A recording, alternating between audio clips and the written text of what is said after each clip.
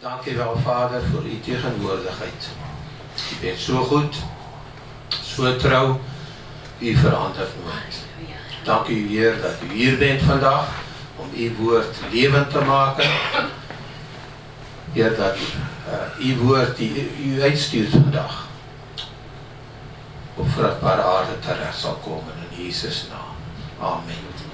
Oké, ons thema vandag, hoe om de jaren die Satan gestolen heeft terug te krijgen.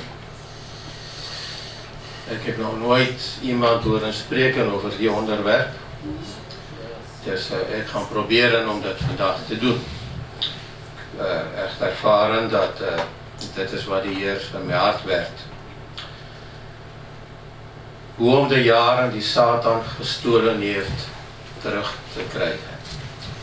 God geeft, Satan neemt. God redt, Satan vernietigt. God bouwt op, Satan haalt neer. God geeft voorspoed, Satan geeft armoede. Zo simpel is dat. Als je weet dat God goed is en dat Satan slecht is, dan weet je al veel meer dan enkele miljarden andere mensen. Sommige christenen ook, die altijd God aan beschuldigen. Mensen vinden soms dat er jaren van hun leven gestolen zijn door zonden, door rampen, door ziekten, door fouten en zo verder. En dan gaan zij denken, nou, als ik het maar opnieuw weer zou kunnen doen, zou ik het heel anders doen. Ik denk iedereen van ons zijn al in die positie geweest. Als dat maar niet gebeurd was, als ik die fout maar niet begaan had, of die zonde, of die misdaad, als ik die maar niet vertrouwd had, dan was het heel anders geweest. Als ik maar een nieuwe kans kan krijgen. Wie van ons heeft het nog niet meer gemaakt? Nou, dat zijn jaren die door Satan gestolen was. Kunnen wij dit terugkrijgen? Aan die verleden kunnen wij niets doen. Maar met God kunnen wij verder, kunnen wij zo gezegend zijn, dat wij toch ons levensdoel bereiken. We lezen over Caleb en Joshua 14 vers 10 tot 11. Nou, degene die mij al zo'n beetje kennen weten, dat is mijn held. In de Bijbel, Caleb is mijn held. Ik heb al veel over hem gesproken. En als er nog iemand was naast Jezus die ik graag zou willen ontmoeten, dat is Caleb. Hij zegt daar vanaf vers 10. Zoals u zelf wel kunt zien, heeft de Heer mij al die 45 jaar van onze omzwervingen door de woestijn in leven gehouden. En op dit moment ben ik 85 jaar oud. Je kent zeker zo'n beetje de geschiedenis. Caleb was een van de 12 verspieders die uitgestuurd was door Mozes om het beloofde land Canaan te gaan verkennen. En 10 kwamen terug met een negatief verslag. Alleen Caleb en Joshua zeiden wij kunnen zeker dat land innemen. En die 10 anderen die begonnen het volk te beïnvloeden. Want ze waren alle 12 leiders. Ze waren door een stammen uitgekozen. Ze waren mannen van statuut, bekende mannen. En 10 van die 12 hadden zo'n overredingsvermogen dat zij slaagden daarin om het volk tegen Mozes in opstand te brengen. En het gevolg was dat zij het beloofde land niet konden binnengaan. Ook Caleb en Joshua niet. Want ze waren deel van dat groep, van dat volk. En voor 40 jaar zwerven zij door het woestijn daaraan. En Caleb en Joshua ook. En iemand heeft het eens gezegd, hij kan zich voorstellen hoe Caleb en Joshua tegen elkaar zeggen, nog 15 jaar. Er zijn nog een aantal mannen die moeten sterven, 10 jaar, 5 jaar. En zo duurde het maar tot die laatste van die geslacht, dat ongelovige geslacht, gestorven waren. En toe kom het volk verder met 'n nuwe leider, met Joshua, trok ons uit beloofde land binne. En een van die eerste dinge die gebeurde was dat Caleb ging na Joshua, toe leider was. En hy had deze gesprek met Joshua. Sy kende elkaar persoonlik. Sy waren deel van dat groep van 12. Vers 11 sê hy, ek heb nog net soveel krag as toen Moses ons op verkenning uitzond en ek kan nog steeds reise en vegte as toen. Hy was 40 jaar oud toen hy uitgestuurd was. Nu is dit 45 jaar later. Caleb sê niets is veranderd. Ek het nog evenveel kracht. Ek het nog evenveel vechtlust ook. Ek heb niets liever dan een reus en kopje kleiner maken. En het gebied die Caleb als erfenis van Moses kreeg, want de land werd verdeeld tussen die 12 stammen, was een bergland. En onthou, of ek kan het miskien herinneren, dat die 12 verspieders, toen ze terugkeer hadden 10 van die 12 een zeer negatief verslag over die reuzen die sy zagen. Nou die reuzen woonden in dat gebied die deel was van Caleb zijn erfenis. En dat was een bergland. Geen gemakkelijk gebied om in te nemen. Diegene van die ons die legerdienst gedaan hadden of hebben, zullen weten dat je moet altijd die hogere gebied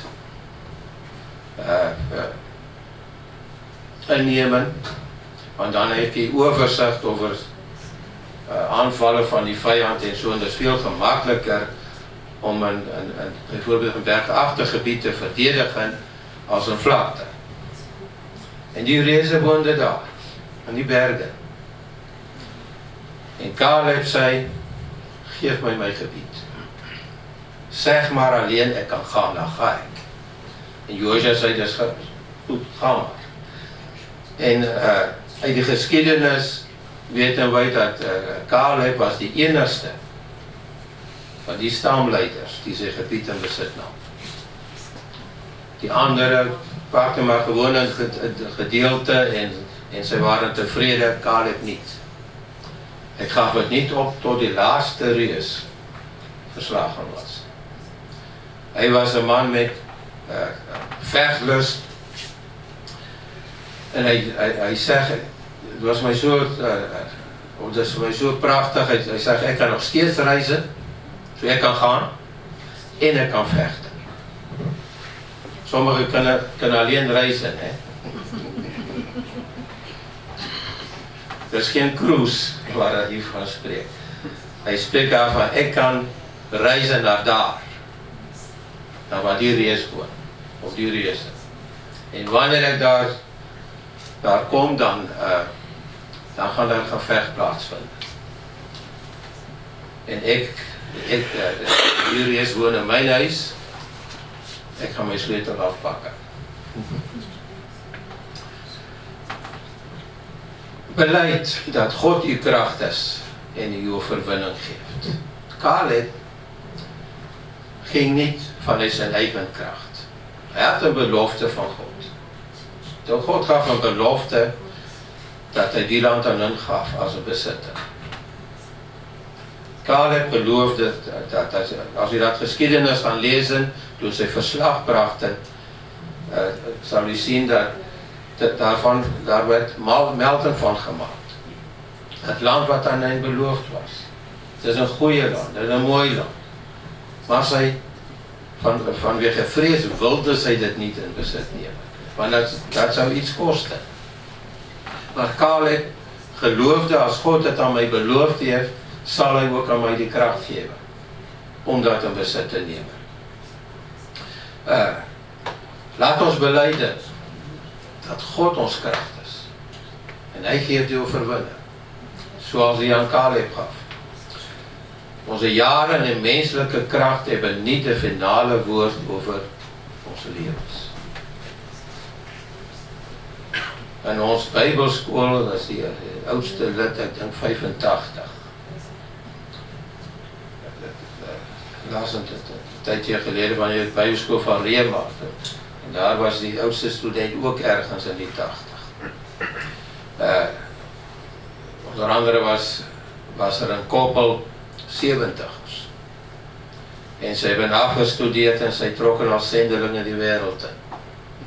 En iedereen dacht, die gebied waar sy naar op weg zijn, het is so moeilik, sy gaan dit niet halen. As sy nie sterwe van een of ander siekte, gaan sy het opgewe. En 'n jaar of 3 later ontmoeten sy die mense terug en sy het daar 'n groot werk opgerig in dat gebied, waar sy vir die Here ging werken.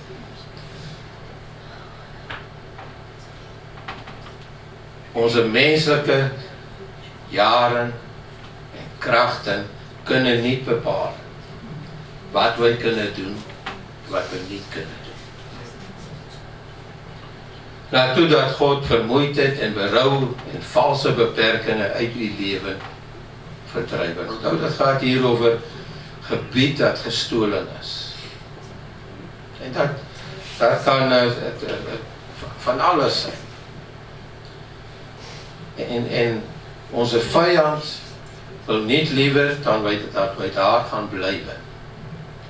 En dat mislukken en nederlaag en teleurstelling en voor de rest van ons levens gaan niet gaan durven om iets aan te pakken, want dat is met ons gebeurd en dat hebben wij meegemaakt en hier gaan wij niet blijven. Dan gaat er ook niets gebeuren. Maar God heeft voor ons ook een zegen weggelegd. Hij heeft voor ons overwinning bepland. En voorziening. Maar wij zullen daar naartoe moeten reizen. Wij zullen daar naartoe moeten gaan. En wij zullen moeten vechten. Ik spreek niet hier van vleeselijk gevecht, maar een geloofsgevecht. Zoals wat Chantaline en Charles ook hadden. Zij waren bereid om die weg te bewandelen. In die gevecht aan te gaan. Dus al met mij gebeurd. En die bediening, jaren geleden, was een geestelijk zoon van mij, die was gestorven. En dat was mij zo verschrikkelijk. En ik kan me nog herinneren die avond, ik en Ezra elkaar maar gewoon vastgepakt. En ik zei tegen haar, alleen God kan mij helpen. Terwijl niemand anders had het kunnen doen. Ik moet het doen. Wel, dan gaat de Heer mij helpen om het te doen. En de Heer heeft mij geholpen. Mij kracht gegeven, wijsheid gegeven. Ik heb die reis gemaakt. Gevecht gevochten. De overwinning behaald.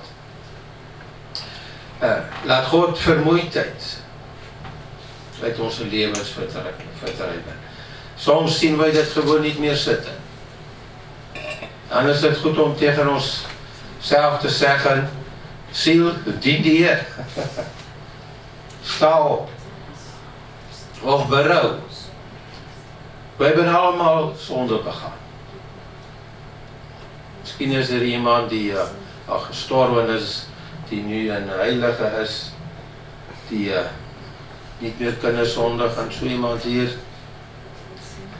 En dan gaan we hier een deur maken waar er geen deur was. Hè? Iedereen van ons heeft iets gedaan waarover wij berouw hebben. Op een bepaald moment moeten wij verder gaan. Zeg, God heeft mij vergeven. Hij heeft nog een plan voor mij. Of valse beperkingen. Wat zijn valse beperkingen? Dat zijn dingen die wij zelf ons inbeelden of mensen communiceren dat naar ons en zeggen, omdat jij zo bent, kan je dat niet doen. Ik moest denken aan een man die zonder armen geboren en benen geboren zijn, en Nick Vucic, zoiets. Oké. Geen armen, geen benen. En weet je wat is zijn beroep? Hij reist over heel de wereld heen om mensen te bemoedigen. Hij houdt toespraken En dan bemoedig hy mense, en hy leer ten wat in die identiteit is, en wat sy allemaal kunnen bereiken, en hy self staan of sit dan daar op die podium, sonder arme en sonder bene.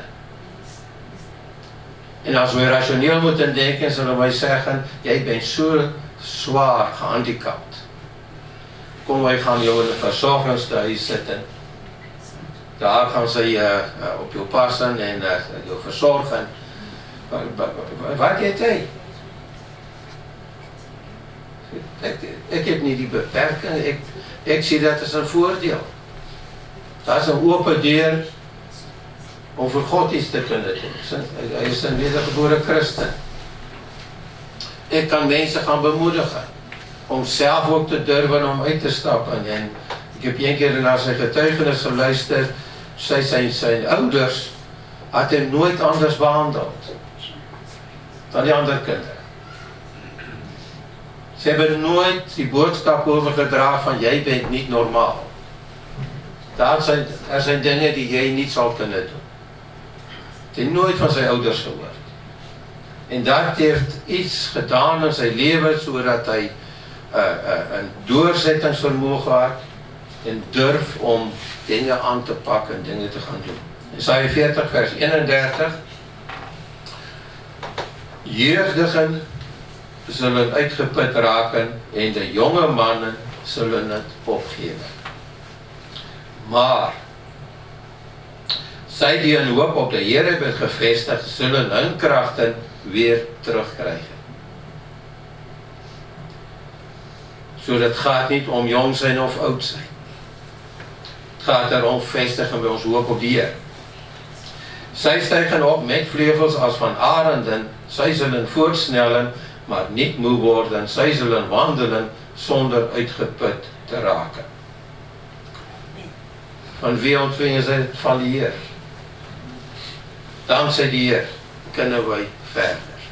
Al voelen wij ons soms vermoeid. Al voelen wij om op te geven.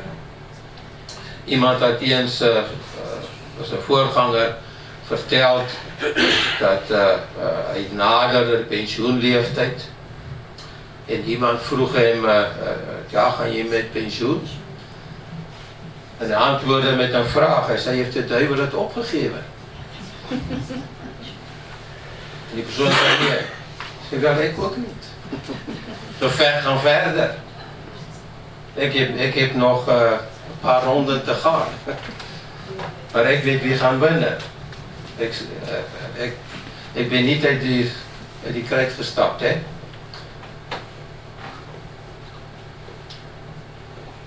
Ga terug het gevecht aan een gebed. En grijp Gods belofte om uw leven te herstellen.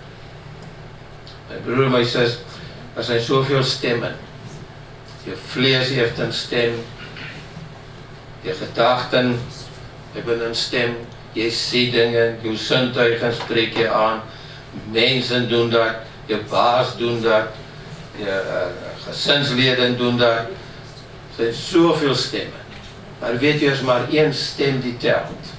En dat is Gods stem. Wat zeg hij over u? Er zijn zoveel beloften voor nieuwe kracht en voor wijsheid en voor inzicht en doorbraak. Laten we toch eens naar zijn stem gaan luisteren. En samen met hem op reis gaan, samen met hem gevecht aangaan. En al dat verloren gebied is verleden tijd. Er is een beloofde land. Caleb, hij kon zeggen, ik ben mijn erfenis kwijt. Als gevolg van die stommerikken. Ze waren zo negatief en ze hebben iedereen beïnvloed. Ja. En nu ben ik mijn erfenis kwijt. Wat deed hij? Hij pakte die stier bij de horens. Mijn erfenis is nog daar. Staat nog altijd op mijn naam. Ik ga dit opeisen. En hij heeft mogelijke excuses. Ouderdom. Reuma. En vrou die altyd boos is. Weet ek veel. Kindere die ongehoorsaam zijn. Maar hy haalde geen enkele van deze excuses aan. Hy sê, ek ga op reis. En ek gaan vechten. En ek gaan my erfenis in besit gaan neem. Romeine 8 vers 11. Als de geest van God in u woont, heeft dat ook gevolgen voor uw lichaam. God heeft Jezus uit de dood opgewekt. Wel, voordat zijn geest in u woont. Of doordat zijn geest in u woont, zal hij ook uw sterfelijke lichaam levend maken. Nou, in deze gedeelte gaan eigenlijk over die wederkomst. Dat degenen die gestorven zijn, dat geest en lichaam gaan opwekken en verheerlijken het lichaam. Maar het gaat ook om ons. Dat God aan ons nieuwe kracht geeft. Ik moest denken aan Elia. En dat was zelfs Oude Testament. Elia had juist een heel zware dag gehad.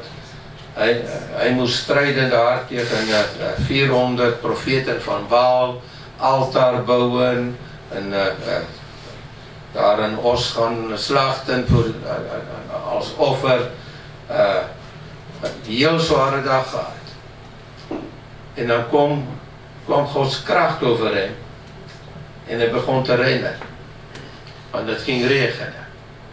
En hij rende zo hard dat hij bij Agab zijn strijdwagen voorbij rende. En dan zei tegen Agab, kom. Achtervolg maar. Hoe is dat mogelijk? Dat is dat nieuwe kracht die God aan ons geeft. Maar als Elia blijven zitten was. Ik heb die overwinning behaald. Ik vind het leuk hier. Maar hij deed het niet. Hij was bereid om een geloof uit te gaan. En als je dat gedeelte gaan lezen, dan sprak hij, zei tegen Agab, nu moet je vertrekken. Er komt een grote regen. Op dat moment was er maar een wolkje, zo groot als een man zijn hand in uw lucht. En gelukkig voor Agab luisterde. En Elia zelf, hij zei, dank u Heer, ik heb geen strijdwagen, maar ik heb uw geest. En hij ving Gods kracht en hij rende. Krijg een nieuwe visie. Wat is een visie? Dat is een manier waarop wij dingen zien. Caleb vroeg om een berg waar reuzen woonden toen hij 85 jaar oud was. Verwacht niet alleen nieuwe energie, maar een totale verandering in uw gedachten en lichaam. Laat ons anders gaan denken. Alles is mogelijk. Alles is mogelijk. Verwacht het ook in uw lichaam. Dat God u nieuwe kracht geeft. Verwacht gezondheid. Dat er iets gaat gebeuren. Iets positiefs. Verwacht het. Zonder verwachten gaat er ook niets gebeuren. Verwacht dat de Heer u een nieuwe taak ook zal geven. Die uw ouderdom niet aan kan. Als je voelt, ik ben te oud. Die visie kan niet van de Heer zijn. Wel, dan is het 100% zeker wel van de Heer. Want hij geeft aan ons taken of visies die wij niet in onze eigen kracht kunnen uitvoeren. We hebben geen andere keuze dan hem te vertrouwen. Gisteren nog had ik Esther het over een gezegende voorganger. Hij was samen met mijn schoonvader op bijbelschool geweest, Christo Walters. Ik denk hij is ook al, ik weet niet, 6, 87, want hij is ouder dan uw vader, ja. 88, ik weet niet. Hij reist nog heel de wereld door. Om opleiding te geven, de conferenties aan andere voorgangers over geestelijke zaken. En hij keerde toen juist terug, het vorige week, het van Thailand en Dubai, en aan sy opleiding gegeven aan Chinese kerkleiders. Een man van diep in die 80. En sy bediening, denk ek, is vandag groter dan 40 jaar gelede. As hy na sy liggaam moes luister, en na die getallikes, had hy dit niet gedaan, dan sat hy in 'n rusthuis te wachten op de doodsengel. Maar ek dink die doodsengel kan hy niet inhalen. Hy is te snel. Hy is op reis. Hy is aan het vechten. Had hy dit altyd gemakkelijk gehad? Nee. Moeilijk gehad. Soms ook in die bediening. Maar hy ging op reis. Ging vechten. Deed wat die Heer wilde dat hy zou doen. En wereldwijde werk gedaan. En de zending ook. Vele gemeenten toegesproken over zendingwerk. Mensen gemotiveerd, gemeenten, om betrokken te zijn in zendingwerk. Het begin van ons bediening hier in België,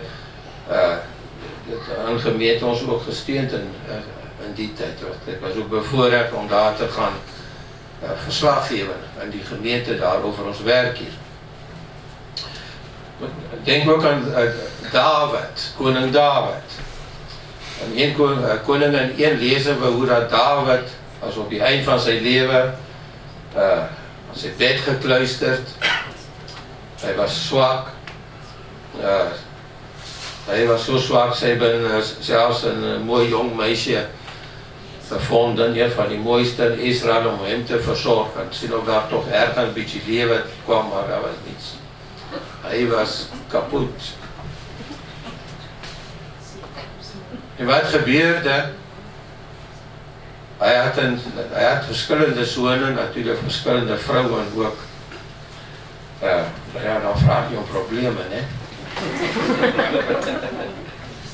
Maar een van zijn zonen was een jonge man met die naam Adonia. Adonia was de broer van Absalom. Absalom was degene die in opstand kwam tegen David. Hè? En met zijn haren die door een streek bleef zitten en hij was daar gedood. En daarna, toen David daar in zijn bed lag, op het eind van zijn leven, dacht Adonia, nu is mijn kans. Ik ga die regime omverwerpen, ik ga koning worden. En hij begon het volk te beïnvloeden, wat God, David had die koningschap beloofd aan Salomo, zijn andersom. En die zaak kwam uit en werd aan David bericht. En als je dat gaat lezen, David lag daar, half bij te wezen, en dan hoorde hij dat, en er kwam nieuw leven in hem. Onmiddellijk, gevechtslust. En hij begon opdrachten te geven, links en rechts. Roep die man, en die man, en die man, en die moet dit doen, en die moet dat doen. En die opstand werd gesmoord. Wat is daar gebeurd? Nieuwe kracht, nieuwe energie die God aan hem gaf. Dat hij zo duidelijk en zo doorslaggevend, zelfs in die situatie, kon hij optreden. De grootste vrees is de vrees van de opinie van anderen. Als je niet meer bang bent van anderen, ben je niet langer een schaap, maar een leeuw, en dat betekent vrijheid. En broeders en zusters, laat ons toch dit aangrijpen. Wij zijn vrij. Wij zijn vrij om gezegend te zijn. Wij zijn vrij om die gevecht te winnen. Wij zijn vrij om ook Gods beloften te gaan geloven. Wij zijn vrij om die overwinning te behalen. Wij zijn vrij, wij zijn geen schapen, wij zijn leeuws. Maar wanneer wij gaan luisteren naar wat mensen zeggen over ons, gaan wij dat niet doen. Weet je, in het begin van ons bediening hebben mense ook tegen ons gezegd.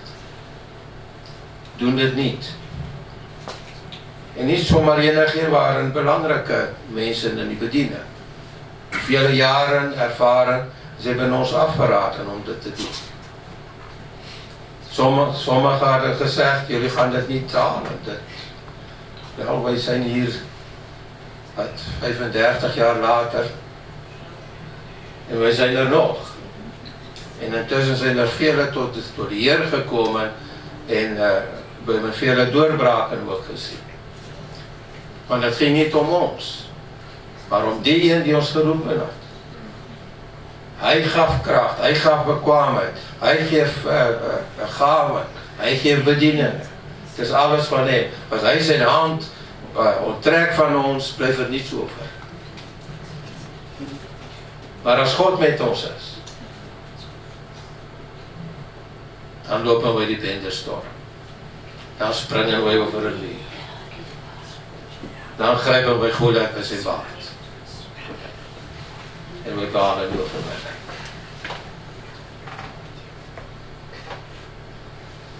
Daar stond wat David zei. Die leeuw is gekomen en die beer is gekomen en grijpt hij bij zijn baard en tegen Goliath, wie denk jij dat jij bent? Vraag God ook om meer tijd om zaken af te handelen. In Psalm 90 vers 15. Geef ons blijdschap naar de mate waarin wij moeite en verdriet hebben gekend. Zoveel jaren waren vol zorg en verdrukking. Sommigen van ons kunnen amen zeggen, hè? Zoveel jaren vol zorg en verdrukking. Laat iets na voor de kinderen en kleinkinderen. Weet u? Hij maakt daar een vergelijking. Hij geeft ons blijdschap naar de mate waarom wij moeite en verdriet hebben gekend. Wij zijn door moeilijke jaren gegaan. Ik vraag u voor eeuwig veel jaren van zegen en voorspoed. Is dit niet wat hij hier zegt? Naar diezelfde mate. Er staat in die Bijbel. Dat ik denk sommigen van ons moeten die gebed ook gaan bidden. Heer, ik heb een leven van mijn serie achter de rug. Nu vraag ik u een leven van zegen en voorspoed. Mag het? Natuurlijk mag het. U bent Gods kind. Wat is met Jabes gebeurd? Ken zijn verhaal? Hij, ik weet niet of het een moeilijke geboorte was of zo, maar zijn mama noemde hem Jabes en dat betekent smart. Hij moest het altijd horen. Zijn mama riep hem smart. Kom hier. En zijn vriendjes. Dat moest hij altijd horen. Maar Jabes durfde het om naar God te gaan. En hij vroeg, Heer, zegen mij. In de Bijbel staat, God gaf het aan hem. Weet je, op een bepaald moment moeten we ergens een lijn trekken. En zeggen, Heer, dat is genoeg. Zegen mij. U zegt niet woord, ik mag het van u vragen. En als u zegt, ik mag het vragen, en ze bedoelen dat u dat ook aan mij gaat geven. Zo ik vraag dat en ik ontvang dat. En ik noem mijzelf niet langer smart, ik noem mijzelf gezegend. Voorspoedig. Gezond. Gelukkig. Gevuld met vrede. Amen. Maar broeders en zusters, laat ons ook iets nalaten voor onze kinderen en kleinkinderen. Voor de volgende generatie. We moeten niet altijd aan onszelf denken. Wij moeten ook een nalatenschap hebben. Wat willen wij dat onze kinderen en kleinkinderen over ons gaan zeggen? Van ons gaan leren. Bijvoorbeeld een boek. Esther is nu bezig om een boek te schrijven. Over wat?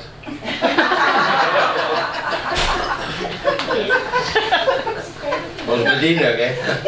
Eerste jaren. Hoeveel bladzijden heb je al af? Bij hoofstuk 12. Okay, hoofstuk 12. Gewoon die ervarings die wij met die Here hebben meegemaakt in die bediening, moeite, verdriet, maar ook die oorwinninge. Een mentor zijn voor iemand anders. Weet wanneer ik een mentor ben, geef ik iets door. Wat impact heeft op die persoon zijn leven. En dan gaan die persoon zijn leven, zijn bediening beïnvloeden. Die gaat ook later aan anderen doorgeven. Wijsheid door te geven.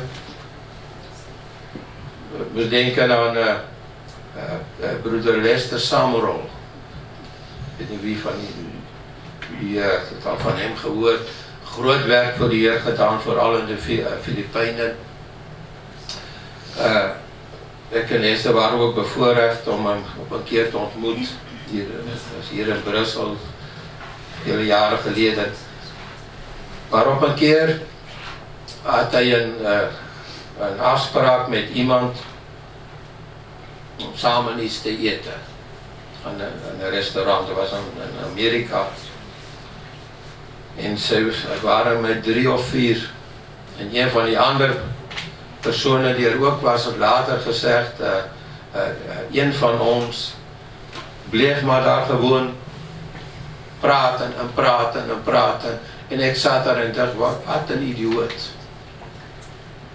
Hier zit jij in die tegenwoordigheid van iemand die de wereld veranderd heeft voor miljoenen mensen. Je hebt een gelegenheid om hem vragen te stellen, naar hem te luisteren en al wat jij doet, is het hoop ons en kwijtraken. Over hoe belangrijk dat jij bent en niemand had nog ooit van jou gehoord.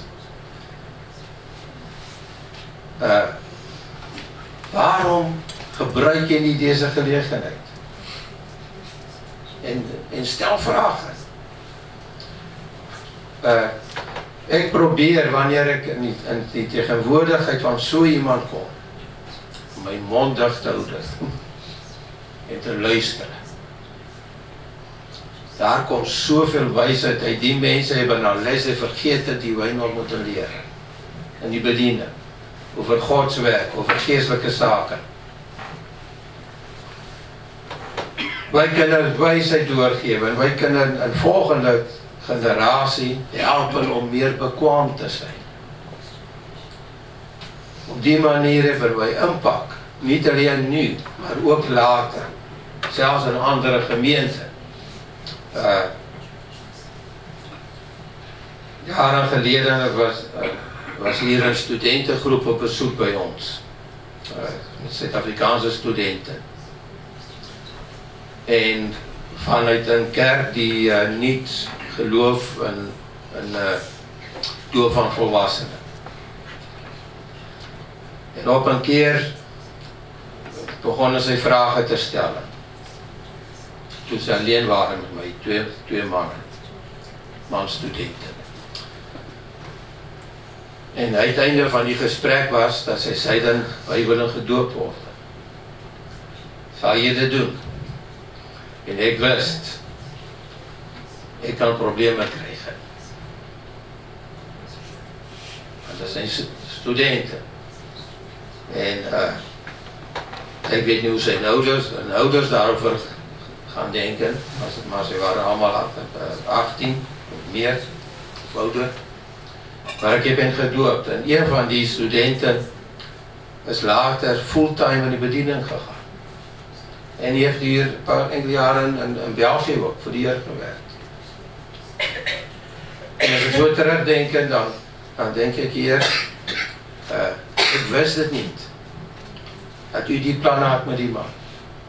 Ik heb gewoon maar gedaan wat ik vond is de juiste dingen om te doen. Maar zo kunnen wij veel dingen nalaten wat anderen weer gaan helpen om grote dingen voor God te doen. Psalm 71 vers 18 gaan daarmee afsluiten. Laat me niet in de steek, nu ik oud en grijs geworden ben. Laat me aan de mensen vertellen wat u allemaal heeft gedaan. Laat me mijn kinderen en kleinkinderen vertelling van u macht. Daar is iemand die op het eind van sy lewe gekomen is, en sê, ek het nog iets om te doen. Ek kan nog iets doorgeef. Die hen gaan help, my kindere, my kleinkindere, die mense. Ek kan hen beïnvloed. My broer en my sis, ek wil graag 'n stukkie wysheid met u deel. Er is 'n verskil tussen sukses en betekenisvolheid. Die twee dinge is nie dieselfde. Weet jy wat is sukses? Is dit wat die wêreld kan sien. Sy sien geld, sien 'n huis, sien 'n auto, sien 'n job, wie zijn jou vriende, met wie gaan jy om, in welk buurt woont jy. Dat is sukses. Maar weet jy wat het betekenisvol zijn? Wanneer wij een nalatenskap hebben, wanneer wij iemand so kunnen beïnvloed, dat het zijn leven zal veranderen. Positief. En anderen gaan beïnvloeden, op hun weer. En ek sluit daarmee af, ek my al hoor vertellen van Robert en Annette Loket. Jaren geleden waren sy sendeling in Wallonië geweest. Sy was Suid-Afrikaan, hy was militante Vlaming van die Wes-Vlaanderen. Vlaams Belang was veel te links voor hem. Hy was radicaal en toe kwam hy tot bekering. En die Heer stuur hom naar Wallonië. Daar moes hy voor God gaan werk. Onder moeilike omstandighede en gemeentestichting gedaan. En die gemeente die sy opgericht hadden, veel werk gedaan. En op 'n bepaald moment, sy waren al toen gepensioneerd, bijna, dachten ze, oké, wij gaan dit doorgeven, die gemeente, aan iemand anders. Dus sy weer daar wilde binnen mocht en sy niet. En dan eigen gemeente. Gewoon een opvolger had dan gewoon verboden, je komt niet meer in die gemeente. Nadat sy voor jaren daar gearbeid had. Ze hebben die dingen alles meegemaakt. En sy waren ook al bejaard. Gingen ze niet iets nieuws weer doen. Maar, en toen kwam ik en Esther hier in België. En wij maakten verschrikkelijke dingen mee. En weet u wie stonden bij ons? Robert en Annette. Zoveel voor ons gedaan. Ik kan u niet eerst beschrijven. Die moeilijkste periode van ons leven. Hij had ons kind ook begraven. Waar we niemand hadden, stonden zij bij ons. En later, ook, toen het beter ging met ons, was zij nog altijd daar. En zij wij begon om hen te steunen. Ook vanuit onze gemeente, en financieel te steunen. En ik moest denken, alles wat wij ondertussen gedaan hebben, voor die Heer. Elk ziel die tot bekering gekomen is. Elk persoon die uit die moeras gehaald is. Die terug heel gemaakt is. Ons werk in Pakistan. Al deze dingen komen op hun rekening. Hun werk is niet gestopt. Die moment toen ze niet meer in die gemeente mochten. En werk ging door ons. Want zij hebben in ons geïnvesteerd. Weet u, dat is een Bijbels beginsel. Zij zijn ondertussen al bij de Heer. Maar zij genieten nog altijd van die oost. Want voortdurend komt er nog bij, hè. En er komt nog alles op hun rekenen. Omdat zij bereid waren om in ons te investeren. Om daar te zijn voor ons. Mijn broer en mijn zus, wij kunnen iets nalaten aan een volgende geslacht. Sy hadden nooit kunnen weten wat allemaal zouden volgen. Ek herinner my, nadat ons kind gestorven is, had ek 'n gesprek met hem, met Robert, en hy vroeg my, sê, wat gaan jullie nie doen? En ek sê, tegen hem, wij gaan gewoon verder. En as iets wat by hem gebleven was, hy had het later ook by gelegen, hy haalde hy dat aan, hoe dat het hem raakte. Vrienden voor het leven. En ek moes denken ook onlangs, weet, mense blijven gewoon in ons gedachten voorbestaan. Wel, ek praat van hem. Mense moeten weten welk soort van mense sy waar. En toewyding. Self bijna niets gehad, of heel weinig.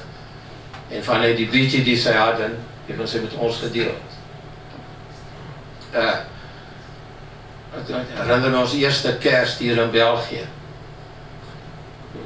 Wij hadden beloften van steun en daar is bijna niets van gerealiseerd vanuit Zuid-Afrika. En wij werden door Robert net uitgenodigd. Sy woonde daar in die Ardennen, in een prachtige plaatsje, La Vacherie. Zo uitzicht op die natuur. En wij mochten Kerst samen met hen doorbrengen. Lekker Zuid-Afrikaans eten, trifle eten, al die lekkere dingen waar jullie niet van weten. En op Kerstdag, wij waren zo arm, wij konden elkaar zelfs geen kerstkaart geven. Ik herinner me, ik heb nog een briefje geschreven op een stukje papier. Om mijn vrouw zegende kerst toe te wensen. Maar toen wij bij die kerstboom kwamen, lagen daar cadeautjes.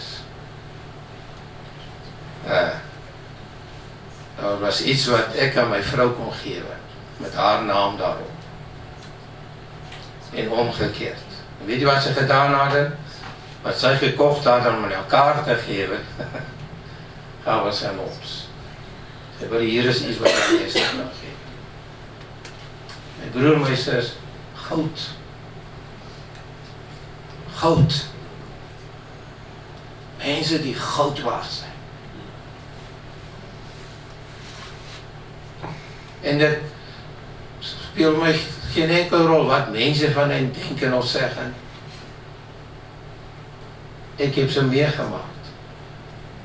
Ik weet wat aan de harten leeft. Mag dit ook die dingen zijn die wij overdragen en nalaten.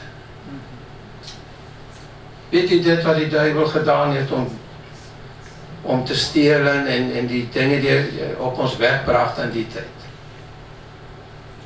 Als ik dit moet vergelijken met die positieve, dit wat God gedaan heeft, kan je dit niet vergelijken. Dat betekent gewoon niets meer. Ik zie die zegenen, ik herinner me die zegenen.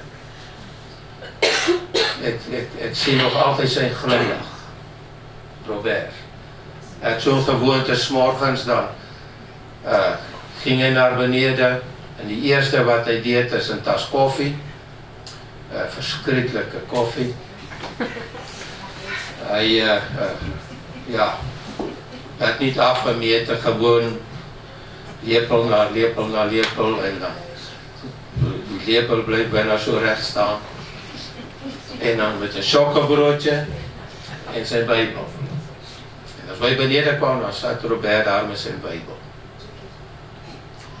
En zelfs later, toen hij in een rusthuis was en hij was dement, 's morgens zat Robert daar met zijn Nederlandse Bijbel. Zat in zijn Bijbel te lezen. Zat er nog altijd in. We hebben iets wat we kunnen nalaten. Die duivel kan niet alles stelen. Hij kan niet je toekomst stelen. Hij kan niet Gods plan voor je leven stelen. Hy kan nie die doorbrake steel. Hy kan nie dit steel wat wy kan nalaat en doorgee. Amen. Sal we die Heer dank. Here God, U bent trou. U bent trou. U blyf trou ook aan U woord, aan U belofte aan ons. En ek dank U Vader. Dat gebied wat Satan ingenomen het, dat U ons vandag terug eigenaarskap geef. U geef ons terug eigenaarskap oor 'n mooi toekoms, oor segening, oor doorbrake, oor voorsiening.